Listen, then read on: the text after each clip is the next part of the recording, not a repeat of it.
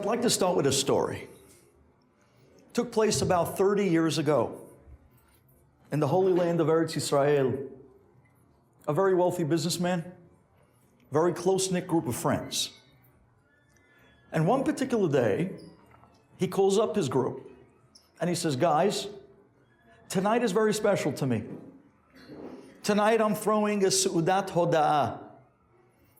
I want you guys to come over. Tonight, I'm going to tell you my story. Now his friends, at first they thought he was joking around. They know him for many years. Somebody makes Seudat Hoda'ah, it sounds like that something happened recently, but yet they knew nothing.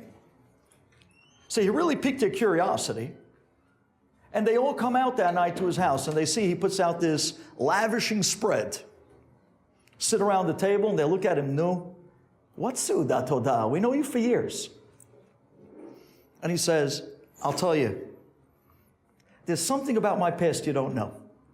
And in truth, I've been making Seudat Hoda'ah for many years, but I never told you. But tonight I want to make it in public. Tonight I want you to hear my story. So he piqued their interest. Their curiosity was rolling. Go ahead, tell us, what's going on? He says, I grew up in the Lower East Side before I came to Israel. I wasn't religious. My mom and I, right after World War II, I lost my father. My mother and I, well, you know how difficult it was in those days to make a living. We weren't religious, no Shabbat, no Yeshiva, nothing. And all I had was just my mom and the rent and a burden to help out some way. So he says, day after day, where do you think this kid was? Walking up and down the streets of the Lower East Side. You have a kid walking around with nobody's eyes on him. Sure enough, on the streets, he met the wrong people. He made friends, but the wrong friends. And little by little, boy, did his friends teach him how to make money. But the ways that they taught him how to make money was absolutely nowhere near what you would call clean. Everything illegal this group was into, and so was I, he says. I was making a lot of money. And boy, not only was I paying the rent, my mother was amazed. I would lie to her and tell her that I had some sort of dealings in the Upper East Side. But in truth, I was swindling back and forth. We were paying the rent. I was buying my mother clothes. I was on top of the world. This went on for a few years. At the age of 24, right when I started to say to myself, I don't really like this life anymore. I want to go back to the good. This is the last deal I'm going to do. Oh, but it was a big deal. This deal, once I close this one, I don't have to work. I'm going to be the youngest retired guy in the entire Lower East Side, 24 years old. Not bad. Not bad at all. I said to myself, I close this deal, I'm done. But little did I know that that very deal that I called my last, boy, was it my last. My friends and I were in the middle of an FBI sting operation. We had no idea. And the buyer, the guy that I was working with back and forth, he was an undercover agent. And I was the guy that went and approached him. And I was the guy that was making the sale. I was the front man. And sure enough, when I was about to close the deal, and I gave him the goods, and he handed me the attaché case. Just then, he opens up his jacket and shows me his badge. FBI, you're under arrest. And that was my last deal. At that moment, the world started to spin. I didn't know what happened to me. I was on top of the world, making all types of money. I felt so good about myself. I was taking care of my mother. But at the same time, I knew this was going to end. I just didn't think it was going to end like this. And now, boy, do they have a case against me. The FBI had everything on me, from wiretaps to witnesses to pictures. They had an open and shut case against me. I had no shot. But I made money. So I went out and I hired a lawyer that only money can buy. I hired the best of the best. And he was going to represent me. And I come up to his posh office on the 77th floor, Midtown Manhattan. And I turn to him and I say, "So, how are you getting me off?" And he says to me, "Kid, it's not that simple. I'll be honest with you. I've been representing the worst of clients that New York City can produce, and I've never seen such an ironclad case against anybody. Boy, they got everything on you. You don't stand a chance." He says, I looked at my lawyer and I said, "Hey, whose side are you on? You're supposed to be representing me. I'm paying you top dollar. I paid him a retainer in 6 digits. For those years, it was an incredible amount of money. And here the guy's telling me I don't have a shot? Why am I hiring you? What do I need you for?" He says, "Kid, I'll tell you what. There's only one thing you have going for you. Your age. You're 24. Maybe I can touch a little chord, an emotional something by the judge. Maybe I can get the judge to say, hey, throw a 24-year-old in jail. He has his whole life ahead of him. Maybe I can hit an emotional chord. Evidence? They have everything. You don't stand a shot. But maybe I can do that for you." Okay, what do I have to lose? I have no other shot. So I hired him, he says. And he says, when I come down from his office, I'm walking through the streets of Manhattan. I come back to the Lower East Side, and I'm walking in a daze. I don't even know where I'm walking. I don't even look at the streets anymore. I was just walking. My brain was spinning. I was done. I was looking for a bridge to jump off of. My life is over. I gave up. He says, I stumbled into a bar. I sat down and I said, you know what? I might as well take a drink. And as I ordered up a drink, an old man walks in and he sits down right next to me. And the old guy looks at me and he says, "Hey, you look like you could use somebody to talk to." And I turned to him and I said, "Old man, my problems are way bigger than anything that you could help or ever heard of." And the old man says, "Really?" The old man pulls up his sleeve right to his elbow and he shows me his numbers. He says, "You want to talk about problems? I'm a survivor of Auschwitz. There's nothing you can tell me that I didn't live through 100 million times worse. So now, do you want to talk?" He says, I looked at this guy and wow, those words hit me hard. So I said, "Yeah." And I start to pour out my heart and I tell him, "Listen, the FBI, sting operation, wiretaps, witnesses, I'm done. I'm fried chicken, I'm done. My own lawyer told me I don't stand a shot. I mean, come on, I'm done." The old man says, He says, "Kid, you're not done. You know what you need? You need a miracle." He says, "Yeah, that's what I was trying to tell you. I need a miracle. And that's why I'm done." He says, No. I know how to get you a miracle." "You know how to get me a miracle?" "Okay, so tell me." He says, "Did you ever hear of the great tzaddik, a Rebbe by the name of the Skalena Rebbe, Zechet Tzaddik Lebracha?" He says, I looked at the guy and said, "A Rebbe? You're sending me to a Rebbe? I never went to a yeshiva. I never kept Shabbat. We grew up not religious. After the war, actually, we ran away from everything. You're sending me to a Rebbe?"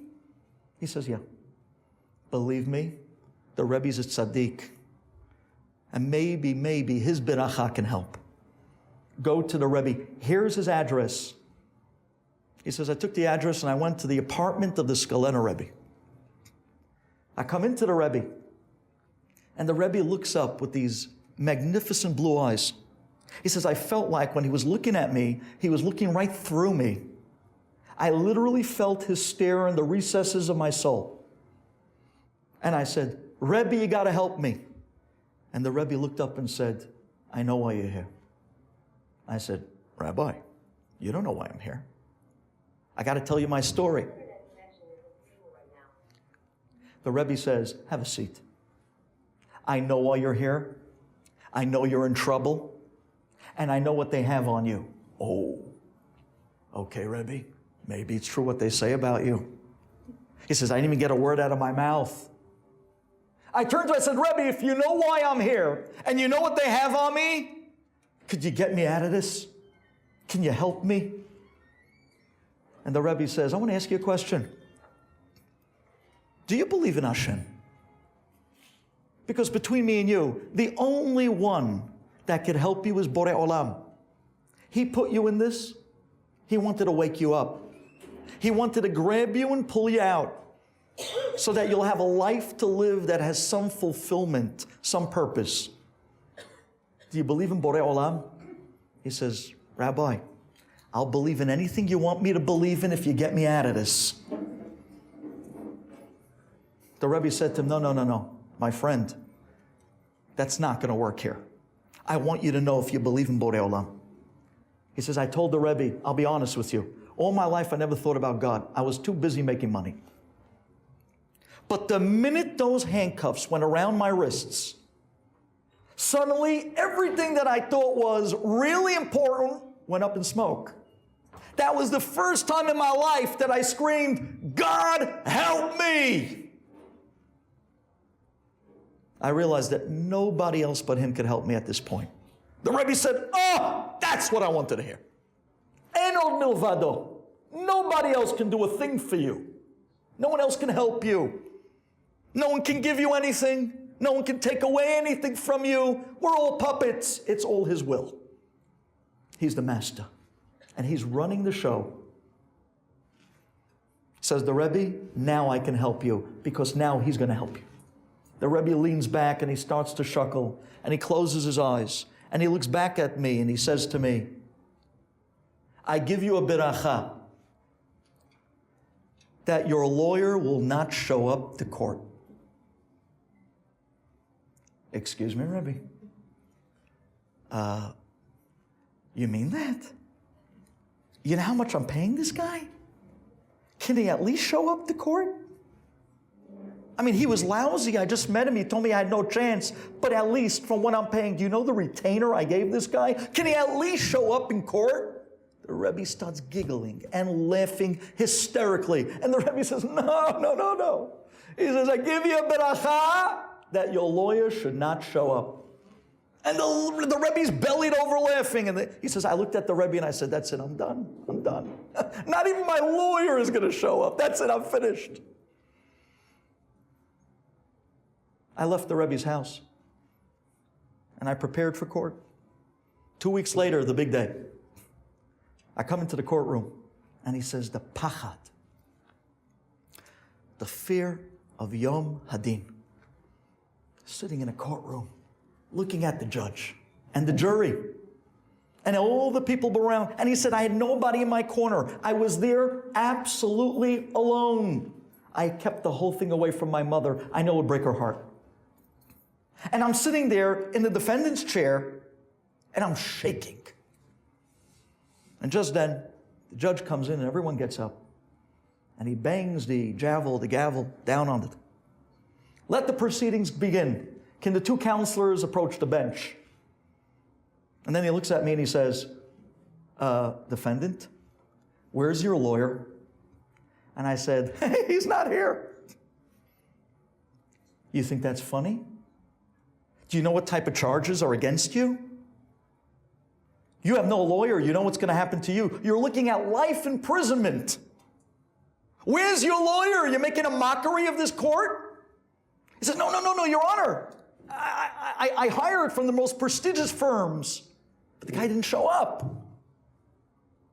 The judge says, listen to me. I'm going to call a 10-minute recess. I'm going to let you go to that side room, grab a phone, and call up the firm, find out what happened to your fancy lawyer, because if he's not here, you're finished. He goes out. He calls up the firm. He talks to the head of the firm. Hello? What's going on? Where's my lawyer? The head of the firm says, I'm so happy you called. Your lawyer got into an accident on the way to court.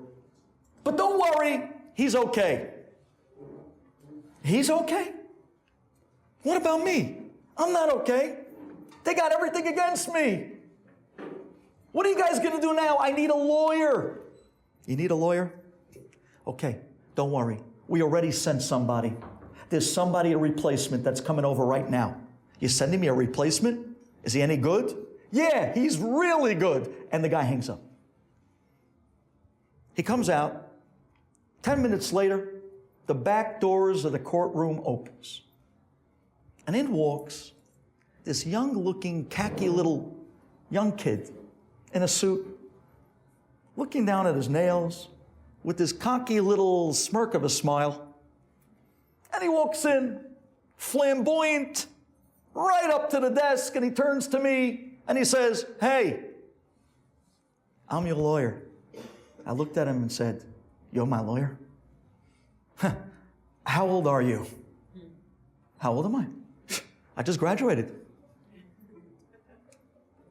"I'm 22. You're 22 years old? They sent me a 22-year-old to defend my life? Are you joking me? You're a kid." He said, "Don't worry. I got this. I got this." "What do you mean you got this? You're a 22-year-old kid. Tell me, how many cases did you win?" This is my first case." "This is your first case? I'm your first case. Do you know what they had? They have everything against me. They sent you a kid. This is your first case." He says, "I said to myself, I am done. That's it, finished. I might as well just walk out and stop wasting everybody's time. Bring the handcuffs." But the kid says, "Don't worry, I got this. I'm telling you. I'm telling you I got this." Okay. We sit down together, and the proceedings begin. They start with the opening statements. The prosecuting lawyer, polished prosecutor, gets up, and he's holding a manila envelope, a teak, about this thick. And he starts opening the Sefer HaZichronot, and he starts reading off, oh boy, this wiretap, and this, and that, and what didn't they have? They had everything on this guy possible. They had everything on me, he says. He says, once the prosecutor is finished, he turns to the jury, "Ladies and gentlemen, this is an open shut case. This guy is guilty, and we're looking for life imprisonment." Life imprisonment. They turn to my lawyer. He says, my lawyer gets up, he looks at his nails, his manicured nails. He walks up to the jury and he says, "Ladies and gentlemen of the jury, my client is innocent.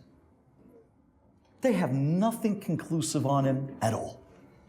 And he turns around and he sits down. I'm looking at the guy. Hello? Something a little bit more than that? Don't worry, I got this. Okay? The proceedings begin. The prosecutor gets up, he calls one witness. He calls another witness. He calls in the FBI. They play the wiretaps. Meanwhile, I'm looking at my lawyer. Do something. Say something. Object. Say, do something. My gosh, they're slaughtering me. Don't worry, they got nothing. I got this. It's all inconclusive. It's nothing. Okay? Finally, the judge turns to my lawyer and says, "Do you want to cross-examine the witness? Do you want to present anything to the court?" "No, Your Honor. Everything they have is inconclusive. My guy is innocent. Absolutely no reason to waste the time of the court." I'm looking at my guy. This is it. I'm done. I'm finished. And this went on throughout the entire case until finally they reached the closing and the final words. Prosecuting lawyer gets up and says, "Ladies and gentlemen from the jury, we presented to you an open and shut case with every possible evidence, and it's all pointing to one direction: guilty as charged, life imprisonment." My lawyer gets up and says, "Ladies and gentlemen of the jury, as you heard, all the evidence that was presented was inconclusive." I said, "That's it, I'm done." Just as my lawyer is about to walk back to his chair, The judge turns to the prosecution and says, before we close this case, I have a few questions. And the judge starts to reenact and bring back all the steps of evidence that the prosecution put out. And he begins to literally chop it up into little pieces, one by one by one. The wiretaps weren't done legally. The witnesses had a bad angle. Every little bit of evidence, the judge chopped up to pieces.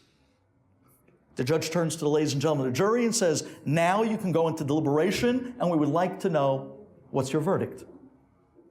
10 minutes later, they come out. The judge smiles when he looks at the verdict card, and he announces to the court, ladies and gentlemen, a unanimous account. We find the defendant innocent on all accounts. He says at that moment, he says, I couldn't believe my ears. I jumped up. I was jumping up and down like a little schoolboy. I grabbed my 22-year-old lawyer. I was hugging him. We were jumping up and down. I screamed, I can't believe it. We won. And at that moment, me and my lawyer, we ran out of the courtroom. I said to him, hey, let's get out of here quick before they change their mind.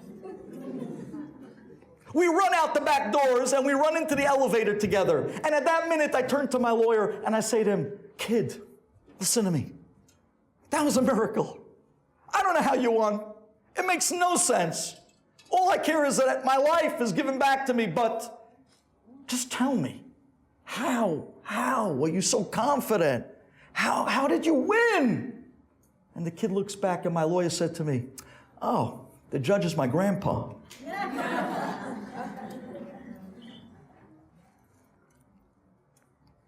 Ladies, I came from Brooklyn with good news. The judge is your father.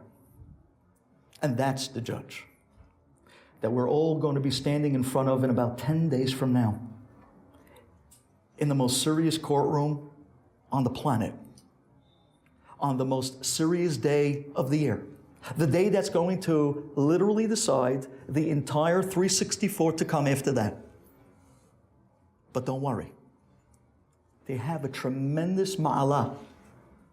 Avinu Malkeinu, Abba. He's the judge. Now, does this mean that you sit back and do nothing? Oh, no, it doesn't work that way. I wish it did, but it doesn't. We have a tremendous teshuvah to look forward to. We have a lot of work ahead of us to really be able to convince Abba that we switched the path. We got away from the path of what we know was no good. And we started on the path that we know where we should be going. Yeah, you see, that is Rabbeinu Yonah's concept of teshuvah. Teshuvah is not about location. Teshuvah is about direction. It's not about the location of where you reached in your teshuvah. It's about, are you on the right path, in the right direction, that you'll get to perfecting yourself one day. If you switch path and you're on the right route, Hashem says, I'm Abba. I'll already give you the mercy and give you the credit as if you got there already. Just show me that you switched path and you're on the right way. Do you know who says this? Did you ever hear of the wonderful Sefer, Tomer Devorah? What a Sefer.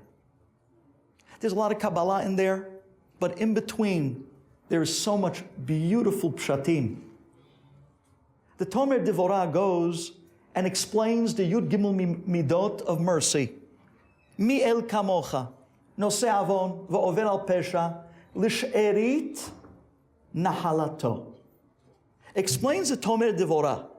Mi el kamocha, who's like you, Hashem? Nose avon, v'over al pesha. You carry sin, you let it go. L'she'erit nahalato. What do those words mean? L'she'erit nahalato.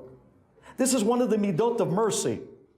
We need to know about this midah because we need all the mercy we can get in 10 days from now.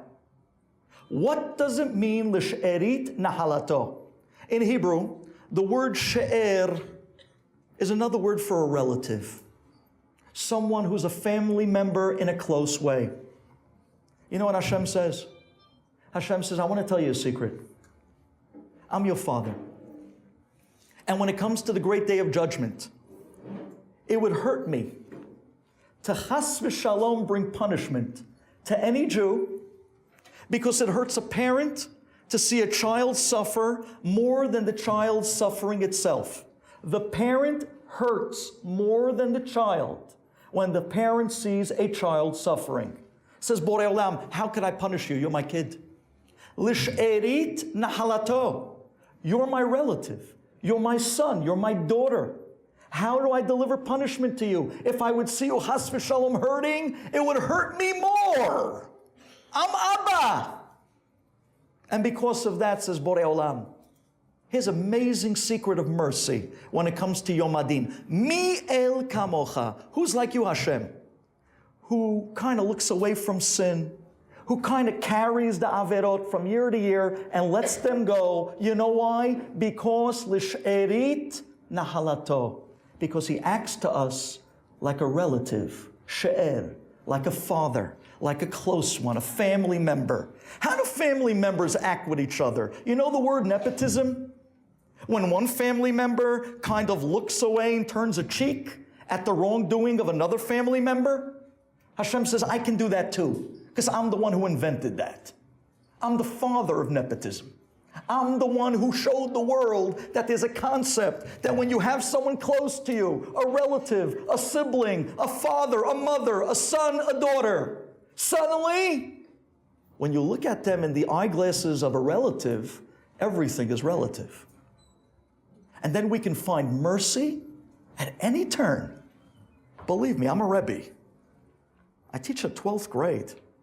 Sometimes there are kids in the class, oh boy, do I want to give it to them. And then the mother comes down, and there's nothing I can tell her that she can't defend. Because when you have that love and that closeness, and it's your she'er, it's your kid, boy, is it a different set of eyeglasses. And a father or mother can't sometimes even see the bad on a child, no matter what's stacked against them. Wouldn't we love that walking into a courtroom? No matter what they have on us from the past year, if we could come in with she'erit nahalato, then our Father, He's the judge, He's going to look at us with some sort of an eye of mercy that He'll always see a way to get us off. Says Borei Olam, do you know how this works? Explains the Tomer Devorah, it depends on Klal Yisrael. Because Hashem tells us, I want you to emulate my characteristics. Mahu rahum afatarachum. Mahu chanun afatachun. Mahu she'erit nahalato. Just like he who shows love to relatives, so to you. If the Jewish people shows a love between each other, and there's a shalom, that we're able to look at another Jew as a relative and not as a stranger, says Borei Olam, if you could be mitnaheg that way to others, you're giving me the opportunity to be mitnaheg that way with you on Yom Hadin. And that's something that we all want as a zichut to come into the great day. We're going to be doing teshuvah. We're going to be changing a path. We're going to be showing that what happened last year, we're on a new path, and we're in the direction to really achieve. But that's not enough. We need a zichut. Everybody is looking for zichuyot before the day of judgment. So we can put a few chips on the table and remind Borei Olam, please pour on the mercy. Says the great Tomer Devorah, you know what number 4 on the mercy list is? A relative. Borei Olam will act as your relative if you could act to Klal Yisrael as a brother and a sister and a shalom between us. And it's with these words that the great Reb Chaim Vital, Zechet Tzadik L'Bracha, writes, and ladies, please, fasten your seatbelts for this one. I'm hoping that this one you can hear. Everybody here knows the pasuk, Parashat Mishpatim, Ki yipaleh mimcha davar. What does the word yipaleh mean? Milashon pele. Ma ze pele? Pele. pele is a wonder. It's something that absolutely makes no sense. Says Reb Chaim Vital, what is the Torah talking about? Ki paleh mimcha davar. If things happen that make no sense. You know what type of things? Ben dam ledam, ben din ledin, u ben nega lenega. Says Reb Chaim Vital, let me tell you, ki paleh mimcha davar. If you see things that happen that are absolutely crazy, it's a wonder, it makes no sense, there's no logical sense. Like what? Says Reb Chaim Vital, I'll tell you like what. Abba, Borei Olam, didn't you say She'erit Nahalato? Hashem, didn't you say that we're your relatives? Didn't you say Banim Atem Lashem Elokechem, that we are the children of Hashem? And if that's the case, we have a Pele, Ben Dam Ledam. How come so much Jewish blood was spilled over the last 2,000 years? Ben Din Ledin. Aren't we your relatives? How come there was so many gezerot, so many dinim, judgments, gezerot on the Jewish people in 2,000 years? Ubenega lenega. Why is there so many has v'shalom, lo aleinu v'lo alechem, so much mahala amongst the Jewish? Why? We're your relatives. She'erit nahalato, we're your kids. We're your daughters, we're your sons. Abba, what's with the dam? What's with the deen? What's with the nigaim? This is a pele. We're your relatives. Why is this happening to us? Says Reb Chaim Vital, as he marshals a midrash, he says, I want to up the ante on this one. Ki palem mimcha davar. You know what the midrash writes? The midrash says that the malachei hasharet, the wonderful angels in heaven, they come to Hashem and they ask Hashem a question. Ki palem mimcha davar. The angels in the olam ha'emet, and they say, we don't understand. This is a pele to us too. You know what's a pele to us, Hashem? Ben dam ledam. Your Torah writes that if a person goes and slaughters a chicken, and the blood comes out of the chicken and pours on the floor, there's a mitzvah in your Torah that's called Kisui Hadam. There's even a special beracha to it. You must cover up the blood of the chicken after it was slaughtered. Anybody that went to kaparot over the years, and you've seen after the shochet slaughters the chicken, the blood comes out into those upside down orange cones, and then they hand the man a certain amount of dust, dirt, to pour on top of the blood. Al pi Kabbalah, it's a big thing. And he makes a blessing, and this is the mitzvah of Kisui Hadam. Don't allow the blood to stay exposed. Cover it. Says the angels, your Torah says that when it comes to the blood of chickens, after it drops to the floor, you got to cover it. But Hashem, so much Jewish blood was spilled in years, and there was no one there to cover it. They're your kids. Isn't their blood at least as valuable than that of a chicken? Ben din ledin, says the Midrash in the name of the Malachim, writes from Chaim Vital. What about the judgments? You want to hear another halacha that your Torah writes? The Torah writes an amazing halacha. Oto ve'et beno lo yishchatu b'yom echad. You're not allowed to slaughter, when it comes to animals, you're not allowed to slaughter the father or mother animal and the child on the same day. Animals can't be slaughtered, parents and children on the same day, but how many Jews? How many Jews lost fathers, sons, mothers, daughters on the same day? Don't we have that value, at least of the animals' halachot? Ki pale, it's a pele, it doesn't make sense. L'she'erit nahalato, we're your kids. How come we don't at least get the halachot of the animal? Benega lenega. Ladies, I have, and Hashem blessed me with so many wonderful Talmidim these days in Brooklyn. I have one guy who's a doctor in Sloan Kettering. Lo aleinu v'lo alechem, you should never know from the place. You should never hear from the place. But as a rabbi in a community, every now and then, I have to go visit such a place. And I could walk into Sloan Kettering and I see my Talmud there running from room to room because he's one of the doctors there. And he comes running out and he says to me, Rabbi, I just don't get it. It's a pellet to me. Sloan Kettering Hospital caters to the entire United States. How many goyim? 240 million goyim? How many Jews? 15 million? We're a drop in the bucket when it comes to the numbers of the ratio between how many goyim they cater to how many Jews. And yet, when you walk through the hospital, 28% of the patients are Jewish. Ben nega lenega. Why are there so many negaim? Why so much mahala? Asks the angels to Hashem, your kids. L'she'erit nahalato. And Hashem says, the answer, yes. They're my kids. And I know you're thinking, what's going on? Ben dam l'dam. For heaven's sake, don't they at least have the dam of the chicken? Ben dim l'dim. Don't they at least have the halachot of an animal? Ben nega l'nega. What's going on in Sloan Kettering? What's going on with the mahalot? What's going on? And answers Borei Olam. Here's the answer. The next words of the pasuk.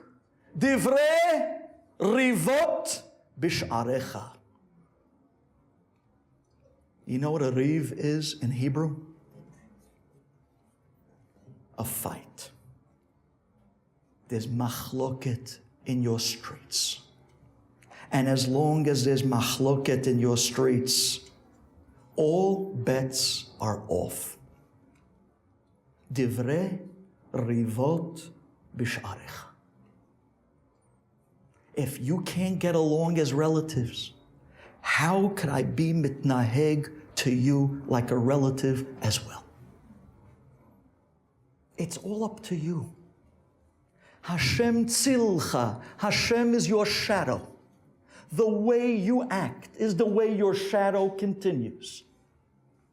If we can't find a certain love in the style of a relative, of a shalom between Jews, if Jews can't get along, says Borei Olam, how am I supposed to be your father the judge?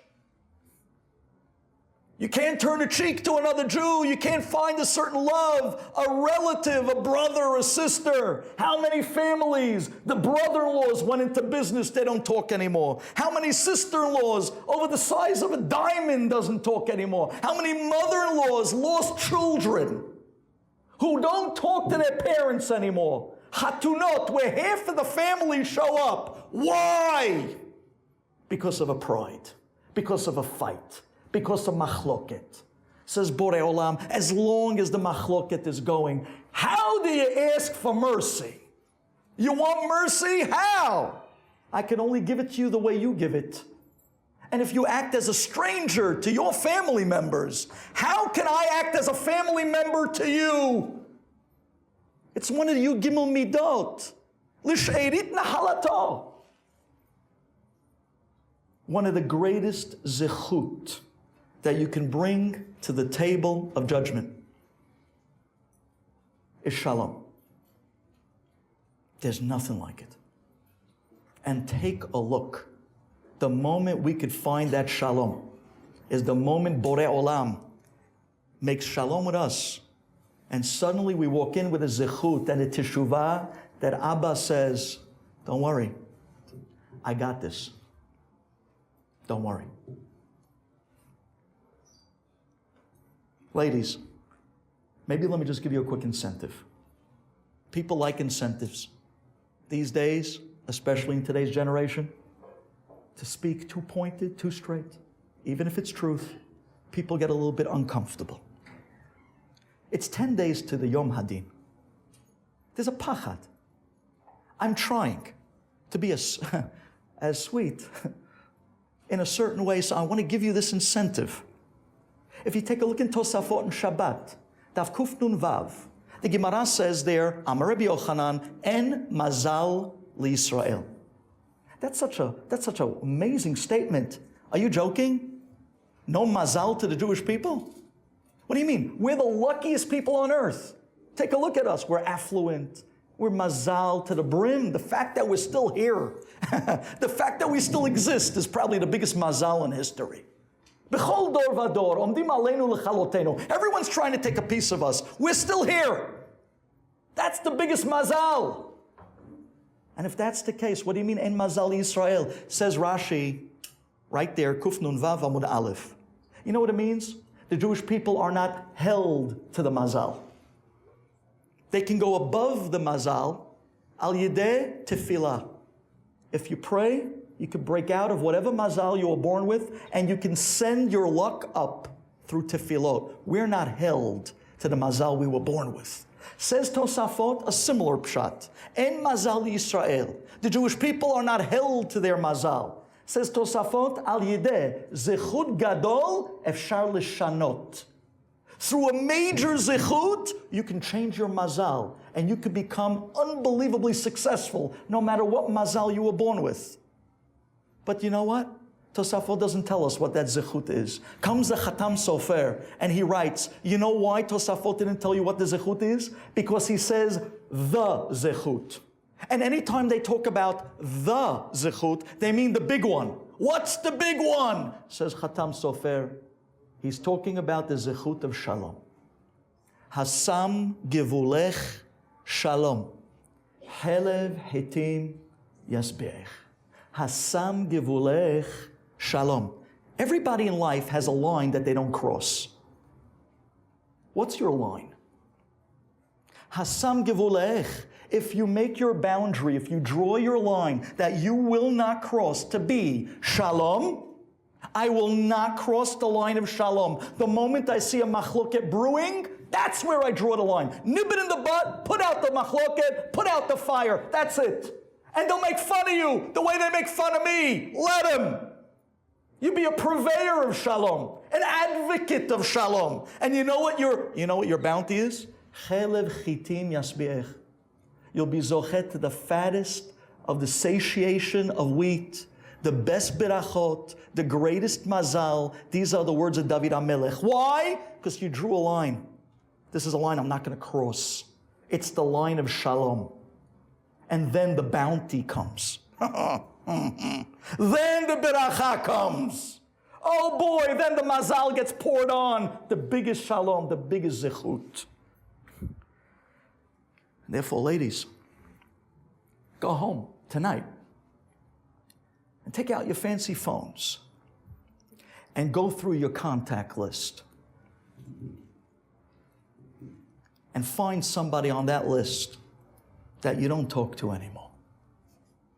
And call them up tonight and say to them, life is too short. This is not about right and wrong. This is not about good and bad. This is about, it's time for us to get back together. And I know what you're thinking, Rabbi, you think it's that easy?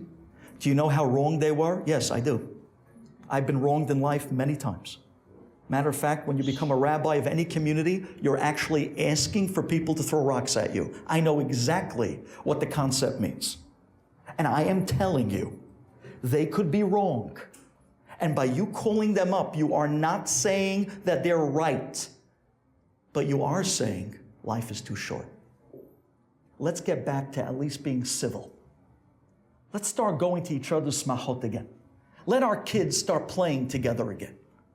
Let's call it off. Let's get back together and blame it on Yom Hadin. The great day is coming. Let this be a zechut for me and you. We could use a better year this year. You know what I went through. I know what you went through. We could really use an upturn in our mazal. And the rabbi said tonight that the biggest zechut that breaks people out of their mazal, especially when it's lousy, is the zechut of shalom. Life is too short. We're going to stop judging people just because of the way they appear in our eyes. And if someone wronged you, believe me, it's like the guy that was crossing the street. But I'm right. He had the green light. He sees a car coming 90 miles an hour, and the car isn't stopping. What do you mean? But I'm right. I have the right of way. So he continues to cross. He sees the car is still not stopping. But what do you mean? He has a red. I have a green. I have the right of way. So he continues to walk. Sure enough, the car comes, goes through the blight, and hits him. And on his tombstone they wrote, he was right. And now he's dead right. Don't be dead right. Just be right. Go through your contact list tonight. Take out the phone tonight. You see this dinosaur? I picked this up in the Museum of Natural History. They had it on display. It's ladies, brace yourselves. This is a flip phone. Now, please, I don't want to startle anybody. There's not even text on this phone. I talk to people for a living. I want to hear their voice. I want to feel that when they call me up with an issue, I can feel the cry in them. And I can cry with them. And sometimes when they call me up for smachot, I can laugh with them and give them a mabruk and a mazal tov in a way that they can feel it, instead of some dumb little text. And then sometimes we might even engage in something really old-fashioned, back from the days of Lincoln. It's called conversation. We actually talk together, and we actually laugh together, and we can feel one another. Not like those ridiculous things that go back and forth, that you have no idea the punctuation, you have no idea the tone of voice, you have no idea if the person's being serious, sarcastic, or just commenting. How many times did you get a text and it was so misleading, and you got so enraged, how dare she? And then you call her back and say, what in the world did you mean by X, Y, and Z? And she says, no, I didn't mean that. I just meant ABC. Oh. I guess I wrote it wrong. So for the last 3 hours when you were fuming and you were ready to burn down the world, what was it? It was a lack of being real. I walk around with a phone that has no text, no social media, no email, and I'm a free man. And the guys in my shul, we have a bond like nobody has. Because they know if they want to talk to the rabbi, you gotta call him. You gotta speak to him.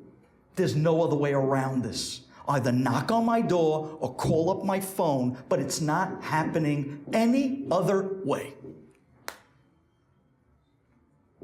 And that's the way we keep shalom. And that's the way we stay away from machloket.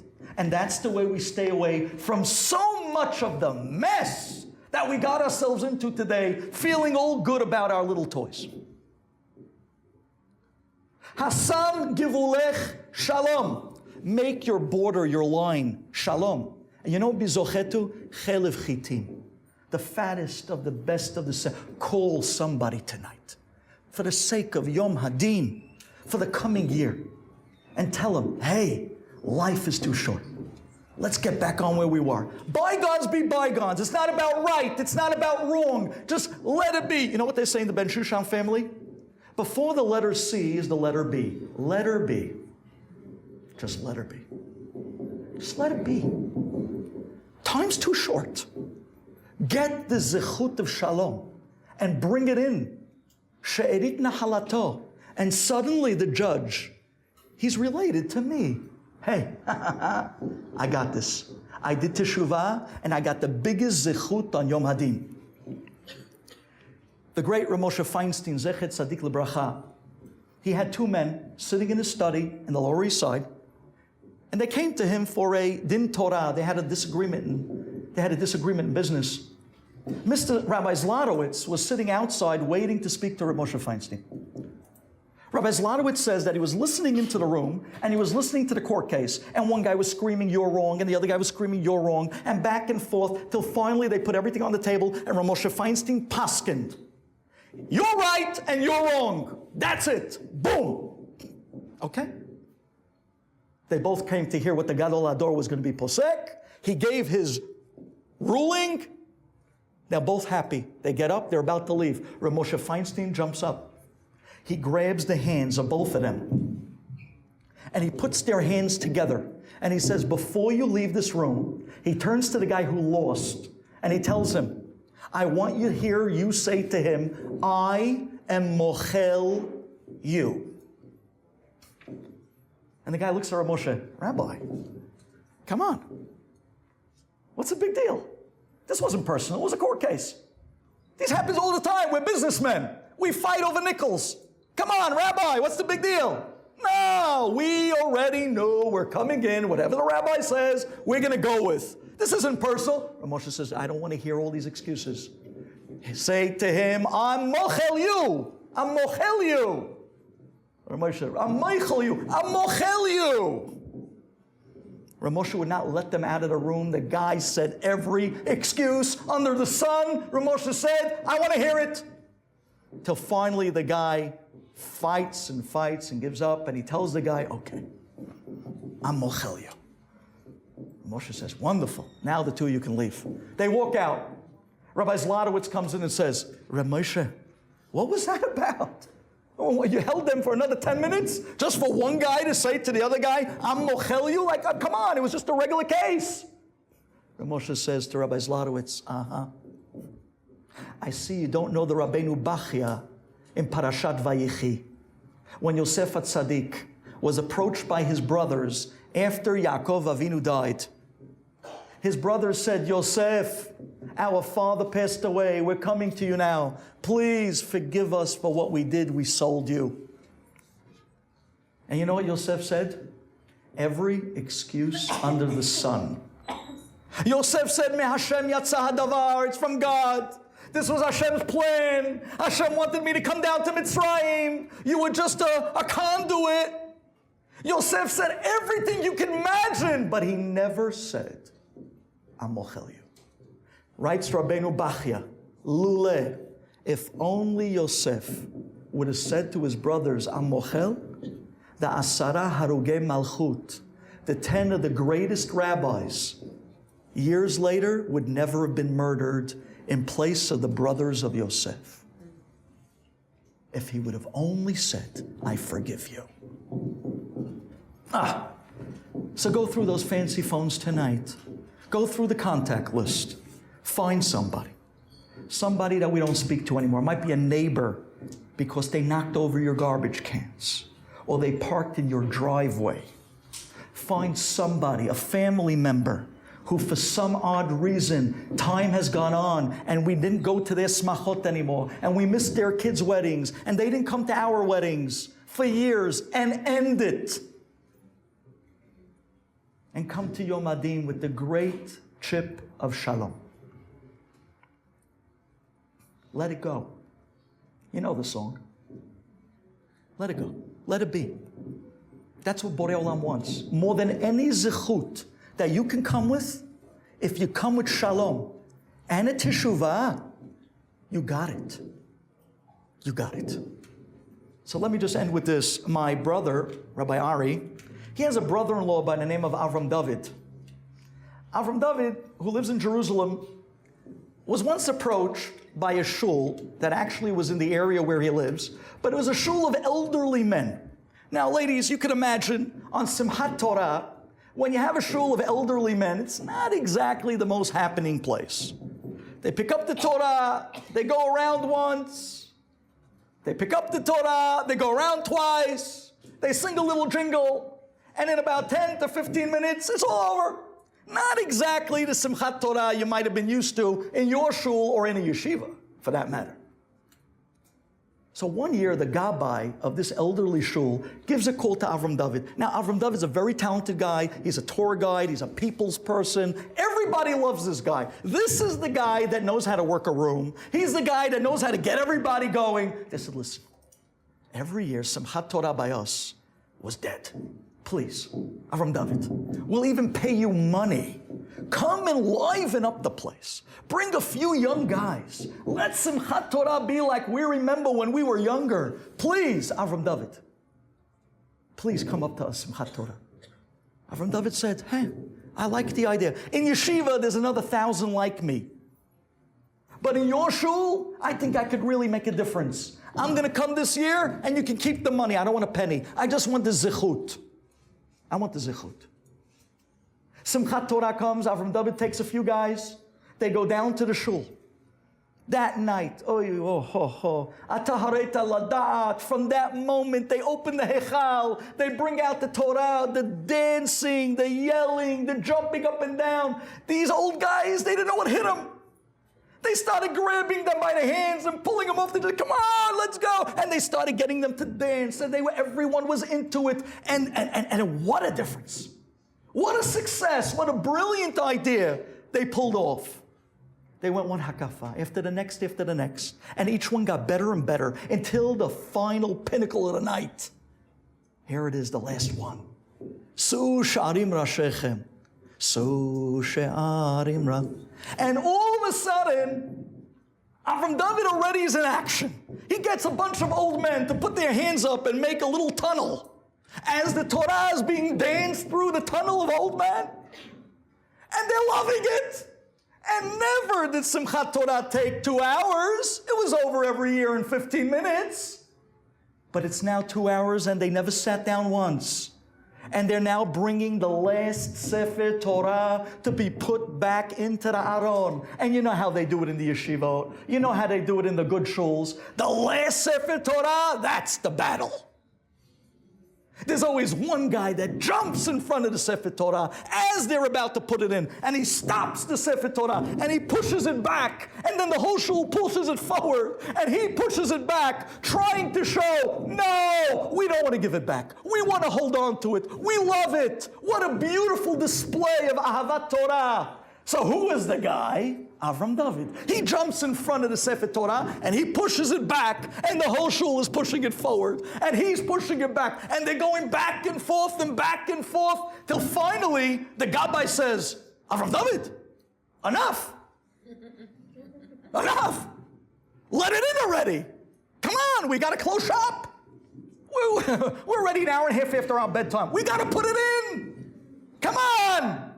And Avram David, because he was so worked up and so into it that his eyes were closed, he kept going. He was pushing it back, and they were pushing it forward. He was pushing. Finally, the Rabbi got so upset, he walked up to Avram David, and he reaches back, and he slaps him in the face.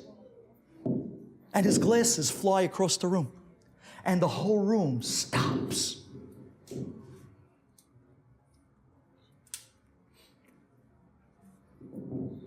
The whole room goes quiet.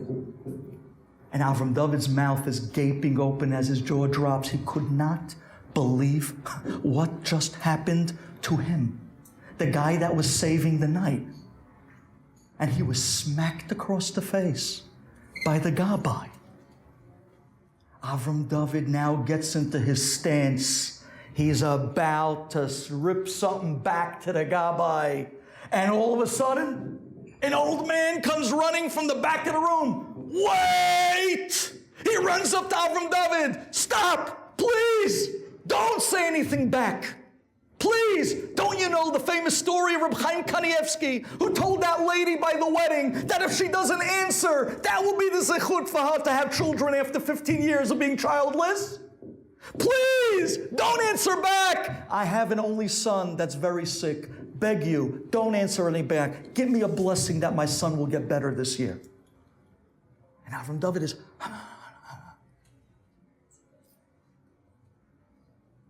let it go. He closes his eyes. He puts his hand on the head of this old man. And he says to him, I give you a beracha in the zechut that I was mevater, that your son should get healed this year. Avram David opens up his eyes, and he sees right behind this old man, there's a long row of old men on line with their heads down. Like the 7 dwarfs, you know. Sorry. And then the next guy comes, and he tells him his problems, and he gives him a beracha. And the next guy comes, he tells him his problems, and he gives a beracha. And the line is coming and coming and coming. You want to know who was the last man standing on line with his head down? The Rabbi, the perpetrator. And finally, when it comes to the Rabbi's turn, He looks up at Avram David, and Avram David looks at him. And Avram David closes his eyes. And he says, I'm going to do this. I'm going to do this. I'm going to do this. I'm going to do this. And he turns to the Gabbai, and the Gabbai says, I have a son that's 34 years old, and he's not married. Please, I'm begging you. Please. You'll save my life. Give me a beracha that I should get married this year. Because you were mevater for what I did to you. Avram David said his arms at that moment were so heavy to be able to pick it up and put it on that man's head. But he did it. Because at the end of the day, she'erit nahalato, we're related. And we can look away. And we do it all the time for relatives. And we want Abba to do it for us as the biggest zechut to Yom Adin. And he gave the man a blessing that his son get married that year. And the same dance that he did the night of Simchat Torah, he did 6 months later at the wedding of the Gabbai's son. Hasam givulech shalom. Halev hetim yaspiech. Yeah, he's the judge, but he's also Abba. Let's remind him that we have the biggest zechut. We have shalom. Thank you for listening.